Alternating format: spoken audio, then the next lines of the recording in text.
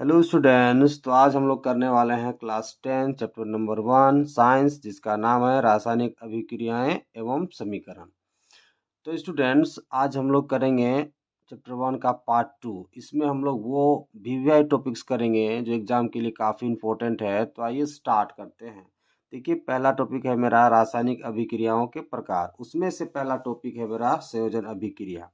तो देखिए, संयोजन अभिक्रिया क्या होता है पहले समझते हैं। ठीक है, देखिए ये क्या कहता है बाबू कि जब दो या दो से अधिक अभिकारक, क्या बोले हैं कि जब दो या दो से अधिक अभिकारक आपस में मिलते हैं और एक ही उत्पाद बनाते हैं, वैसी अभिक्रिया को क्या कहा जाता है? संयोजन अभिक्रिया। आइए समझते हैं एग्जाम्पल से। मान लीजिए मैग्नीशियम, कौन? मैग्नीशियम ऑक्सीजन के साथ मिला। देखिए यहाँ कम से कम कितना अभिकारक है बताइए? दो, है ना। देखिए जब मैग्नीशियम ऑक्सीजन के साथ मिला तो क्या बना दिया बताइए? Magnesium oxide. अब कैसे बना दिया जरा देखिए। मैग्नीशियम के ऊपर कितना चार्ज होता है बताइए? +2। ऑक्सीजन के ऊपर कितना होता है? -2। ठीक है, तो ये इसके पैर के नीचे, ये इसके पैर के नीचे, तो क्या बना दिया? Magnesium oxide. तो यहाँ समझिए, जब दो या दो से अधिक अभिकारक आपस में अभिक्रिया किए, आपस में अभिक्रिया किए और एक ही उत्पाद बनाए। कितना उत्पाद बनाया? देखिए एक ही उत्पाद बनाया। यहाँ पे दो था, देखिए मैग्नीशियम एक है और दूसरा कौन है? ऑक्सीजन। और एक ही उत्पाद बनाया, कौन सा बताइए? Magnesium oxide. तो ऐसी अभिक्रिया को क्या बोलते हैं? संयोजन। वैसे संयोजन का मतलब ही होता है जुड़ना। जब दो या दो से अधिक अभिकारक आपस में अभिक्रिया कर एक ही उत्पाद बनाएंगे तो ऐसी अभिक्रिया का क्या कहलाएगी बताइए? संयोजन अभिक्रिया। ठीक है, देखिए हम लिख करके रखे हैं इसका परिभाषा। देखिए, ऐसी अभिक्रिया जिसमें दो या दो से अधिक अभिकारक एकल उत्पाद का निर्माण करते हैं।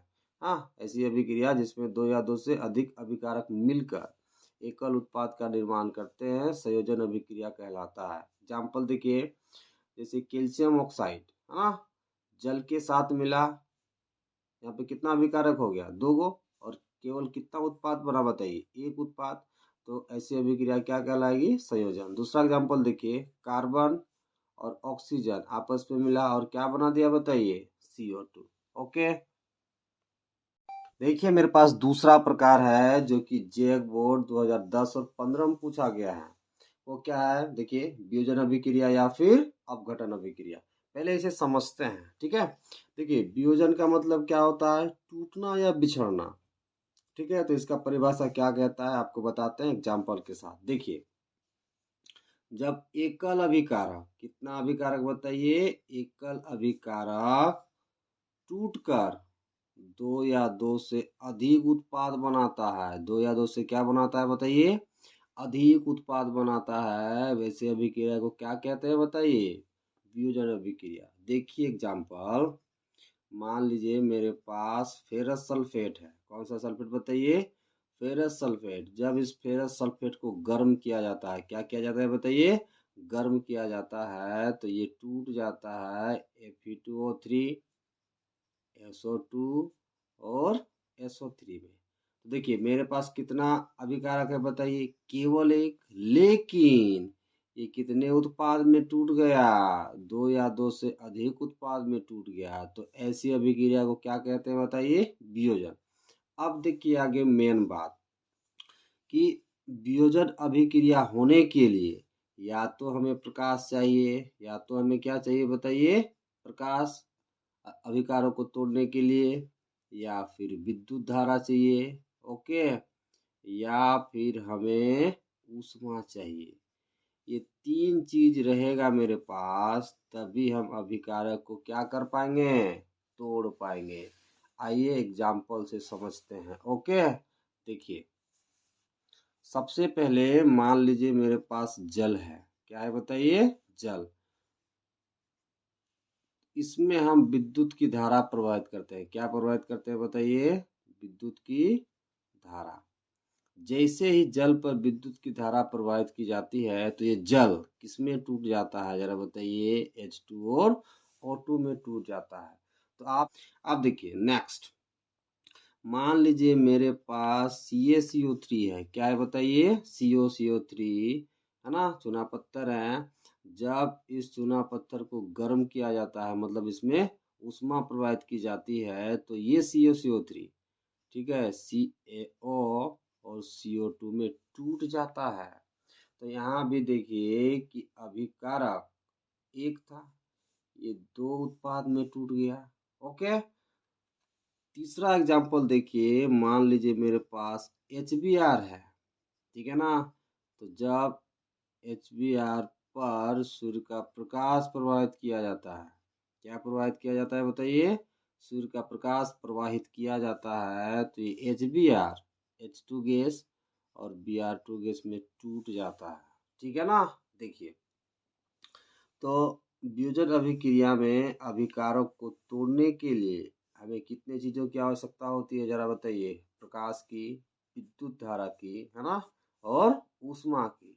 तो आइए इसका परिभाषा देखते हैं। ओके, तो देखिए सबसे पहले वियोजन अभिक्रिया या अपघटन अभिक्रिया कहता है ऐसी अभिक्रिया जिसमें एकल अभिकारक टूटकर दो या दो से अधिक उत्पाद का निर्माण करता है, वियोजन अभिक्रिया कहलाता है। एग्जाम्पल देखिए कि FeSO4 को हमने गर्म किया तो ये किस में टूट गया, Fe2O3 में, SO2 में और SO3 में। मेरे पास अभिकारक केवल एक था, लेकिन उत्पाद बताइए दो या दो से अधिक मिल गया कि नहीं। अब आगे देखिए क्या लिखा हुआ है, जरा गौर कीजिए। देखिए, अपघटन अभिक्रिया में अभिकारक को तोड़ने के लिए हमें ऊष्मा, प्रकाश और विद्युत ऊर्जा की आवश्यकता होती है। बताया ना अभी एग्जाम्पल देके आपको। देखिए, विद्युत अपघटन में जब H2O में, है ना, मतलब जल में जब विद्युत की धारा प्रवाहित करते हैं तो ये जल किस में टूट जाता है बताइए, H2 और O2 में। ओके, देखिए CO3 में जब उसमें अपघटन किया जाता है, मतलब जब CO3 में ऊष्मा प्रवाहित किया जाता है, तो ये CO3 CaO और CO2 में टूट जाता है। प्रकाश अपघटन में देखिए, जब HBr में सूर्य का प्रकाश प्रवाहित किया जाता है, तो ये HBr H2 में और Br2 में टूट जाता है। तो आप समझे, वियोजन अभिक्रिया को कराने के लिए हमें कम से कम तीन चीज चाहिए। क्या चाहिए, विद्युत धारा पहला, दूसरा ऊष्मा चाहिए, तीसरा क्या चाहिए, सूर्य का प्रकाश। ओके, देखिए मेरे पास तीसरा प्रकार है विस्थापन अभिक्रिया, ठीक है। विस्थापन अभिक्रिया का परिभाषा क्या कहता है, उसे सबसे पहले एग्जाम्पल के द्वारा समझते हैं, ठीक है। देखिए, विस्थापन अभिक्रिया में क्या होता है कि जिस अभिक्रिया में, है ना, अभिकारक के एक परमाणु या परमाणु समूह दूसरे अभिकारक के एक परमाणु या परमाणु समूह द्वारा विस्थापित होता है, उसे क्या कहते हैं, विस्थापन अभिक्रिया। मतलब क्या हो गया कि अभिकारक के एक परमाणु या परमाणु समूह दूसरे अभिकारक के एक परमाणु या परमाणु समूह के द्वारा विस्थापित होता है, ठीक है। वैसे अभिक्रिया को क्या कहते हैं, विस्थापन। अब वो कैसे है, एग्जाम्पल समझते हैं। देखिए, मान लीजिए मेरे पास कॉपर सल्फेट है। कौन सा सल्फेट है बताइए, कॉपर सल्फेट, ठीक है। इस कॉपर सल्फेट का अभिक्रिया हम करवा रहे हैं जिंक के साथ, ठीक है। देखिए, ये जो जिंक है, ठीक है ना, इस कॉपर से अधिक क्रियाशील है, समझिएगा। ये जो जिंक है इस कॉपर से क्या है बताइए, अधिक क्रियाशील है। तो ये जिंक यहाँ से कॉपर को विस्थापित कर देता है, मतलब कॉपर को यहाँ से हटा देता है लात मार करके, और जिंक यहाँ घुस जाता है। तो यहाँ कितना हो जाएगा बताइए, कॉपर यहाँ से हट गया तो विस्थापित हो गया, तो बताइए ये कितना हो गया बताइए, जिंक सल्फेट हो गया, प्लस क्या बन जाएगा, कॉपर। तो देखिए क्या बोला इसका परिभाषा, कि वैसी अभिक्रिया जिसमें अभिकारक के एक परमाणु या फिर परमाणु समूह दूसरे अभिकारक के एक परमाणु या परमाणु समूह के द्वारा विस्थापित होता है, ठीक है, मतलब अपने जगह से हट जाता है, और जो अधिक क्रियाशील है वो उसका जगह करके ले लेता है। तो एग्जाम्पल से समझें कि कॉपर सल्फेट को जब जिंक के साथ अभिक्रिया करवाएं, तो चूंकि जिंक इस कॉपर से अधिक क्रियाशील है, तो यहाँ से जिंक कॉपर को रिप्लेस कर देता है, ठीक है, और उसके जगह आकर के जिंक बैठ जाता है और क्या बना देता है, जिंक सल्फेट और कॉपर सल्फेट। दूसरा एग्जाम्पल देखिए कि मान लीजिए मेरे पास कॉपर सल्फेट है, इसका अभिक्रिया करवाते हैं फेरस के साथ। किसके साथ बताइए? फेरस के साथ। तो ये जो फेरस है इस कॉपर से अधिक क्रियाशील है, ठीक है। तो ये फेरस यहाँ से कॉपर को विस्थापित कर देता है और उसकी जगह जा करके खुद रिप्लेस हो जाता है, खुद बैठ जाता है। तो यहाँ पे क्या बन जाएगा बताइए? FeSO4 क्या बन जाएगा? FeSO4 प्लस क्या बन जाएगा? कॉपर। तो बात समझ में आया कि वैसी अभिक्रिया जिसमें अभिकारक के एक परमाणु, ठीक है ना, दूसरे अभिकारक के एक परमाणु या परमाणु समूह के द्वारा विस्थापित होता है तो उसे क्या बोलते हैं? विस्थापन अभिक्रिया, ठीक है। ये परिभाषा देखते हैं। देखिए क्या लिखा हुआ है कि ऐसी अभिक्रिया जिसमें एक अभिकारक के एक परमाणु या परमाणु समूह दूसरे अभिकारक के परमाणु के साथ विस्थापित हो जाता है, विस्थापन अभिक्रिया कहलाता है। एग्जाम्पल ये दिए थे कि कॉपर सल्फेट जिंक के साथ अभिक्रिया करता है, तो जिंक अधिक क्रियाशील है, ठीक है, किससे? कॉपर से। तो जिंक यहाँ से कॉपर को विस्थापित कर देता है और जिंक आकर के यहाँ खुद बैठ जाता है और क्या बना देता है बताइए? Zinc sulphate. और यहाँ से कॉपर निकल के क्या बन गया? कॉपर, ठीक है। उसी तरह देखिए कॉपर सल्फेट जब फेरस के साथ अभिक्रिया करता है तो ये जो फेरस है इस कॉपर से अधिक क्रियाशील है, तो फेरस कॉपर को हटा करके उसकी जगह पर बैठ जाता है। तो क्या बना देता है? FeSO4 और कॉपर। ओके, देखिए मेरे पास चौथा प्रकार है जिसका नाम है द्विविस्थापन अभिक्रिया। आइए इसे समझते हैं एग्जाम्पल के द्वारा कि द्विविस्थापन अभिक्रिया क्या होता है। देखिए बता रहे हैं कि वैसी अभिक्रिया जिसमें अभिकारकों के बीच आयनों का आदान प्रदान होगा। आयन का मतलब क्या? एक प्लस वाला माइनस के साथ, दूसरा प्लस वाला दूसरे माइनस के साथ मिल करके दूसरा उत्पाद बनाएगा। देखिए बता रहे हैं एग्जाम्पल के द्वारा, मान लीजिए मेरे पास Na2SO4 है, ओके, सोडियम सल्फेट है, और मेरे पास बेरियम क्लोराइड है BaCl2। अब देखिए सोडियम के ऊपर कितना चार्ज होता है? +1। सल्फेट के ऊपर कितना होता है? -2। बेरियम के ऊपर कितना होता है बताइए? +2। क्लोराइड के ऊपर कितना होता है बताइए? -1। अब देखिए प्लस वाला चला जाएगा माइनस के साथ, ओके, प्लस वाला किधर चला जाएगा? माइनस के साथ। तो यहाँ समझिए Na के ऊपर 1 प्लस, Cl के ऊपर 1 माइनस, तो एक इसके नीचे आ जाएगा, एक इसके नीचे, तो ये क्या बना देगा बताइए? NaCl। चूंकि एक एक है तो आपस में कैंसिल कर लेता है, तो ये पहला उत्पाद क्या बनाया? NaCl। दूसरा देखिए क्या है बताइए? सल्फेट के ऊपर डबल माइनस, यहाँ बेरियम के ऊपर डबल प्लस। अब दोनों में सेम चार्ज है तो दो इसके नीचे आएगा, दो इसके नीचे आएगा, एक दूसरे को क्या करेगा? सेम रेड कार्य कैंसिल कर देगा। तो ये क्या बना देगा बताइए? BaSO4। तो क्या बना दिया बताइए? BaSO4।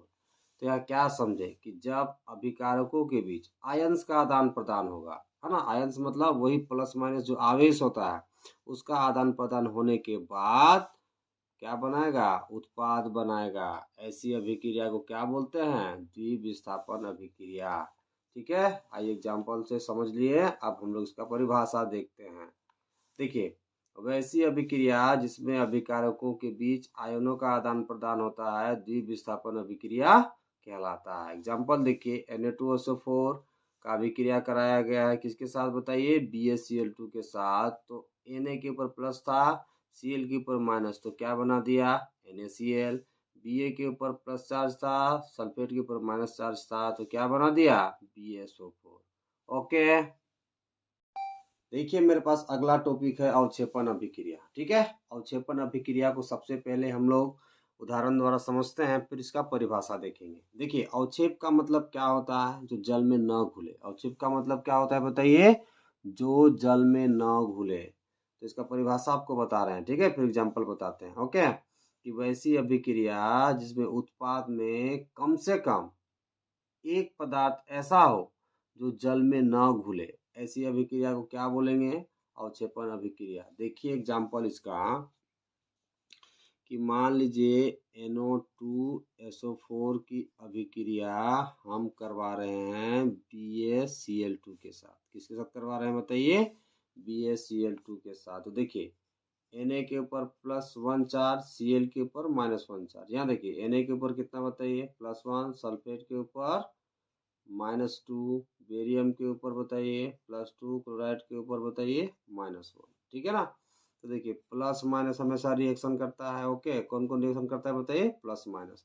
देखिए एक यहाँ आ जाएगा, एक यहाँ आ जाएगा, तो ये क्या बना देगा बताइए NaCl। तो पहला उत्पाद मेरा क्या बन गया NaCl। दूसरा देखिए ये प्लस ये माइनस, तो यहाँ पे बेरियम के ऊपर +2 और सल्फेट के ऊपर -2। ओके, तो 2 इसके नीचे आएगा और 2 इसके नीचे, दोनों सेम है प्लस माइनस में, इसलिए एक दूसरे को कैंसिल आउट कर देंगे और क्या बना देंगे BaSO4। तो दूसरा उत्पाद मेरा क्या बन गया बताइए BaSO4।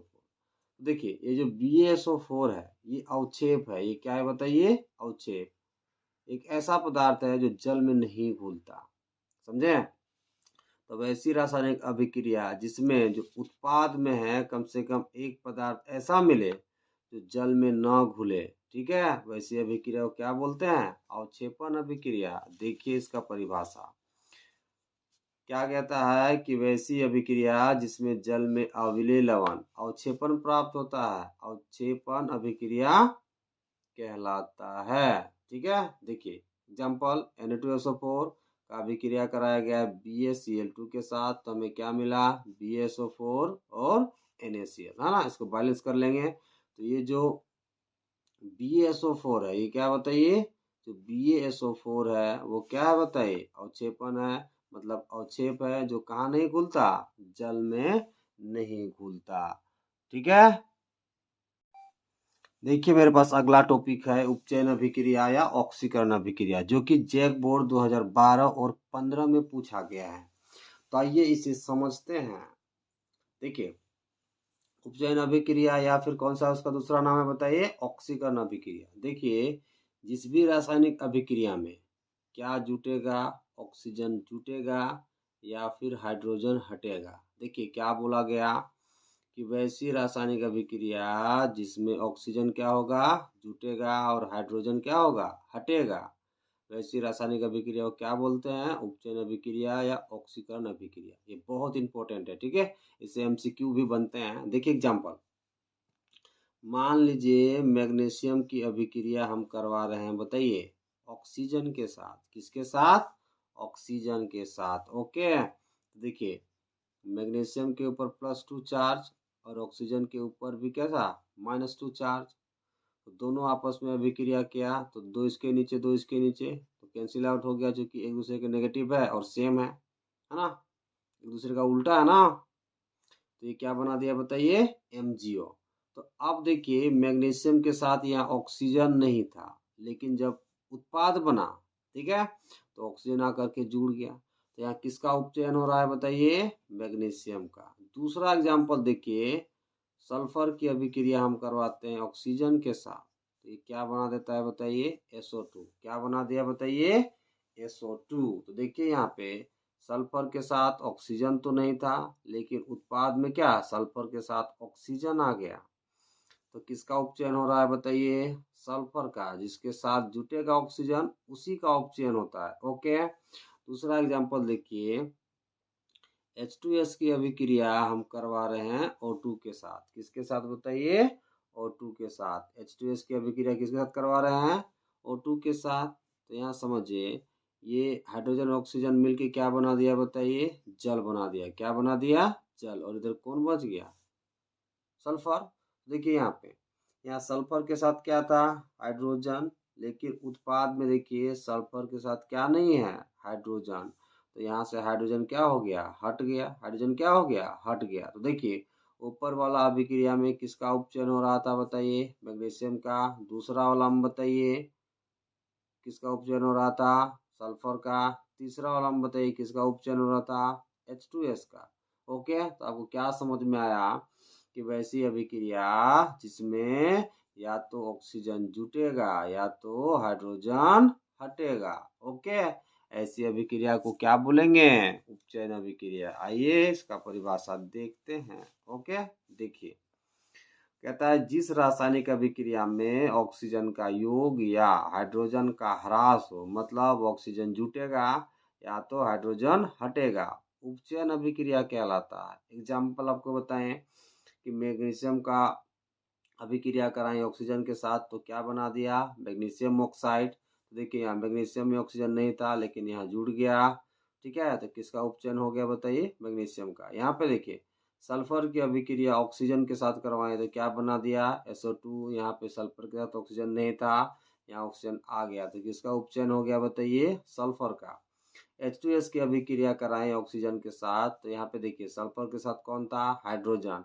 लेकिन उत्पाद में देखिए सल्फर अकेला है, तो हाइड्रोजन यहाँ से हट गया तो किसका उपचयन हो गया बताइए, H2S का। तो वही लिखा है यहाँ, मैग्नीशियम, सल्फर और H2S का क्या हो रहा है बताइए, उपचयन हो रहा है। ओके, मेरे पास अगला टॉपिक है अपचयन अभिक्रिया, जो कि जेक बोर्ड 2012 और 15 में पूछा हुआ है। ओके, तो देखिए अपचयन अभिक्रिया क्या होता है, आइए समझते हैं।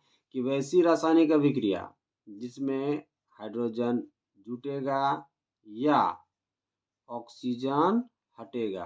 वैसी रासायनिक अभिक्रिया जिसमें या तो हाइड्रोजन जुटे या ऑक्सीजन हटे, वैसी अभिक्रिया को क्या बोलते हैं बताइए, अपचयन अभिक्रिया। एग्जाम्पल से आपको समझाते हैं। देखिए मान लीजिए मेरे पास मैग्नीशियम ऑक्साइड है। ओके, क्या है बताइए, मैग्नीशियम ऑक्साइड। जब इसे गर्म करते हैं, किसे, मैग्नीशियम ऑक्साइड को, तो ये टूट जाता है मैग्नीशियम और ऑक्सीजन में। तो यहाँ पे देखिए मैग्नीशियम और ऑक्सीजन दोनों साथ में है, दोनों कहाँ पे है, साथ में।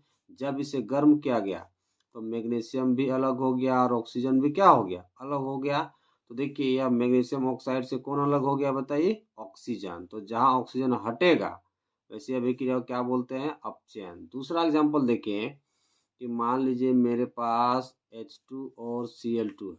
ठीक है, H2 की अभिक्रिया किसके साथ हो रही है बताइए, Cl2 के साथ। तो ये क्या बना दिया, HCl। अब यहाँ पे देखिए ये केवल Cl है, यहाँ पे केवल क्या है बताइए, Cl।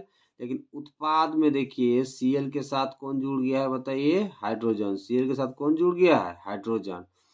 तो जहां हाइड्रोजन जुटेगा, ठीक है, या ऑक्सीजन हटेगा, वैसी अभिक्रिया को क्या बोलते हैं, अपचयन अभिक्रिया। अब देखिए यहाँ से ऑक्सीजन हट रहा है तो MgO का क्या हो रहा है, अपचयन। क्लोरीन में कौन जुड़ रहा है, हाइड्रोजन। तो यहाँ क्लोरीन का क्या हो रहा है, अपचयन। तो आइए इसका परिभाषा देखते हैं। ओके, देखिए क्या कहता है कि जिस रासायनिक अभिक्रिया में ऑक्सीजन का ह्रास हो, ठीक है, या हाइड्रोजन का योग हो, अपचयन अभिक्रिया कहलाता है। ओके, एग्जाम्पल देखिए मैग्नीशियम ऑक्साइड को गर्म किया गया तो क्या मिला, मैग्नीशियम और ऑक्सीजन। अब इसको बैलेंस करते हैं। देखिए यहाँ पे ऑक्सीजन 2 है जबकि इधर 1 है, तो किससे गुना कर देंगे, 2। तो ऑक्सीजन इक्वल हो गया। अब मैग्नीशियम यहाँ पे 2 हो गया, यहाँ 1 ही था तो इसको किससे गुना किया गया, 2 से। दूसरा अभिक्रिया में देखिए H2 की अभिक्रिया हो रही है Cl2 के साथ, तो क्या बना रहा है, HCl। यहाँ पे देखिए Cl के साथ कुछ भी नहीं था, Cl अकेला था। ठीक है, लेकिन उत्पाद में देखिए कौन जुड़ गया, हाइड्रोजन। ठीक है, तो यहाँ किसका अपचयन हो रहा है बताइए, Cl के साथ हाइड्रोजन जुड़ रहा है तो Cl2 का क्या होगा, अपचयन। ठीक है, तो ऊपर वाला अभिक्रिया में MgO का अपचयन हो रहा है और नीचे वाला अभिक्रिया में Cl2 का अपचयन हो रहा है। ओके, अब देखिए मेरे पास मोस्ट वीवीआई टॉपिक है जिसका नाम है उपचयन अपचयन या फिर रेडॉक्स अभिक्रिया। ये मोस्ट वीवीआई टॉपिक है, ये सब्जेक्टिव के लिए भी है और ऑब्जेक्टिव में भी बहुत पूछता है। तो आइए इसे बहुत ही ध्यान से समझते हैं। ओके, तो देखिए उपचयन अपचयन या रेडॉक्स अभिक्रिया किसको कहते हैं, समझिएगा।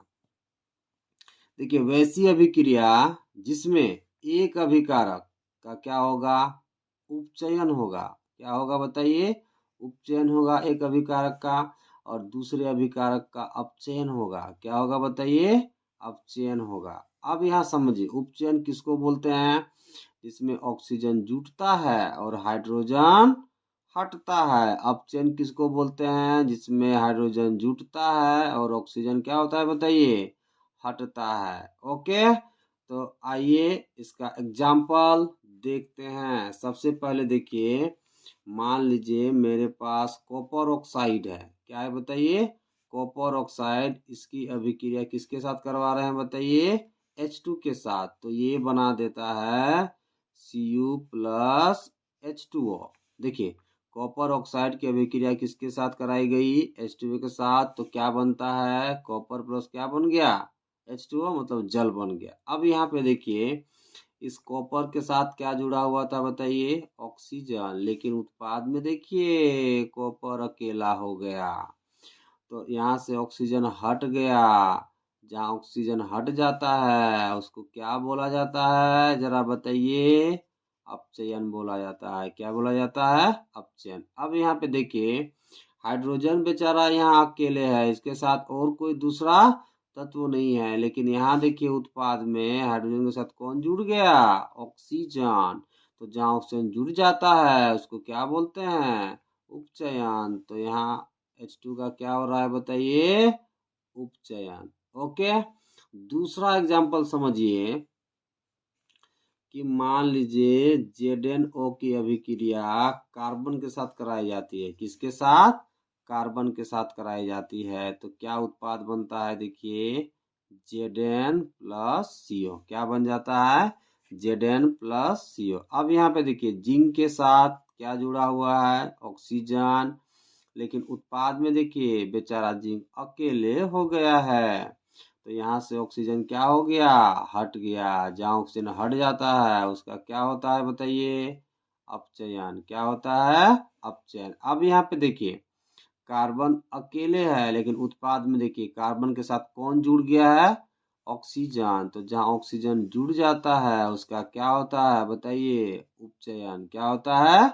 उपचयन। तो समझ में आया कि जिस अभिक्रिया में एक अभिकारक का क्या हो, उपचयन हो, और दूसरे अभिकारक का क्या हो, अपचयन हो, क्या कहलाता है, उपचयन अपचयन अभिक्रिया, या फिर बताइए रेडॉक्स अभिक्रिया उसका दूसरा नाम है। तो परिभाषा देखिए, ओके, देखिए क्या कहता है कि जिस रासायनिक अभिक्रिया में एक अभिकारक उपचयित तथा दूसरा अभिकारक अपचयित होता है, रेडॉक्स अभिक्रिया कहलाता है। एग्जाम्पल देखिए कि CO की अभिक्रिया कराई गई किसके साथ, हाइड्रोजन के साथ, तो क्या बना, कॉपर प्लस जल। अब देखिए CO के साथ यहाँ पे क्या जुड़ा हुआ है बताइए, ऑक्सीजन, लेकिन उत्पाद में देखिए CO अकेला है, हाइड्रोजन अकेला है, लेकिन उत्पाद में देखिए ऑक्सीजन जुड़ गया है, तो CO से ऑक्सीजन हट रहा है, ठीक है, तो इसका क्या हो रहा है बताइए, अपचयन।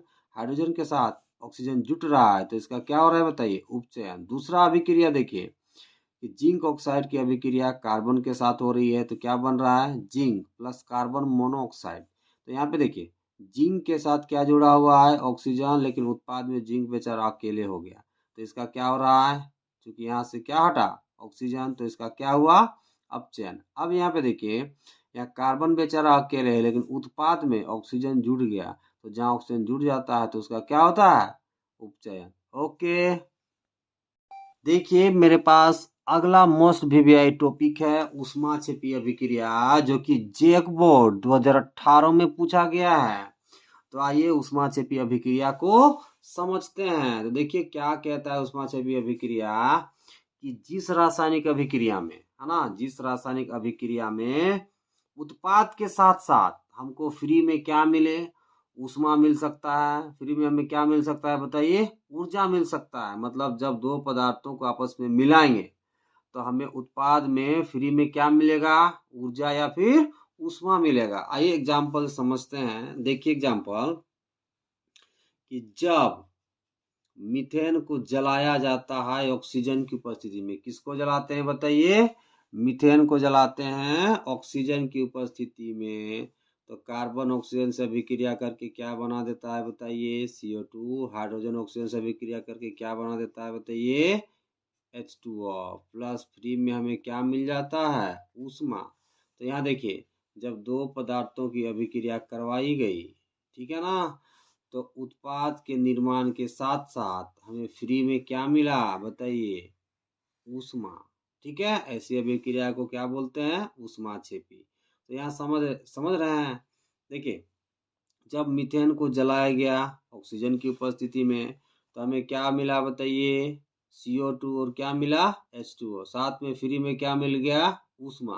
तो यहाँ से हम क्या कह सकते हैं कि किसी भी चीज को हम जलाएंगे तो हमको फ्री में क्या मिलेगा, ऊष्मा। ठीक है, तो हम क्या कह सकते हैं कि जितने भी दहन वाली अभिक्रियाएं हैं, है ना, जितने भी कौन सी वाली बताइए, दहन वाली, वो सारी अभिक्रियाएं क्या होती है बताइए, ऊष्माक्षेपी अभिक्रिया। ठीक है। देखिए दूसरा, श्वसन भी ऊष्माक्षेपी अभिक्रिया होता है। कौन सा बताइए, श्वसन। अब श्वसन कैसे ऊष्माक्षेपी अभिक्रिया हो गया, आइए समझते हैं।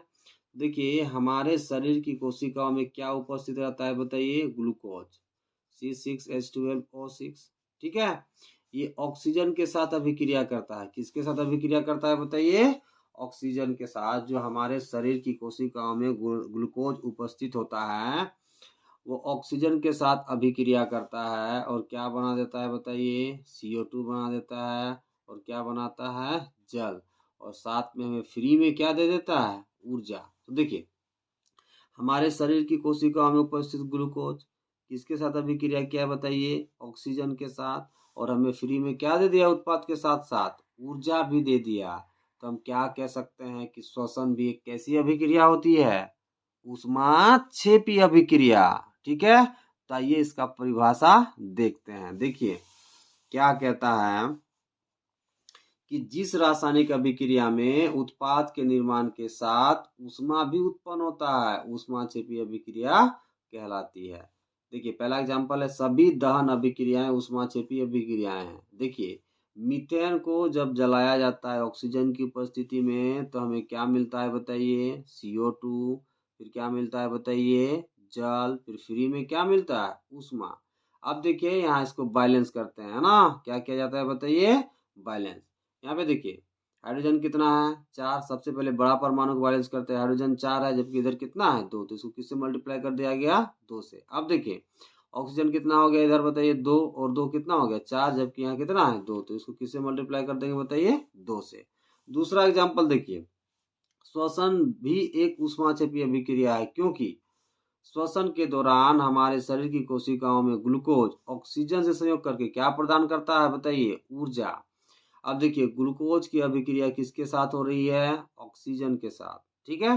तो हमें क्या क्या मिल रहा है बताइए, CO2। और क्या मिल रहा है बताइए, जल। प्लस फ्री में क्या मिल रहा है, ऊर्जा। क्या मिल रहा है, ऊर्जा।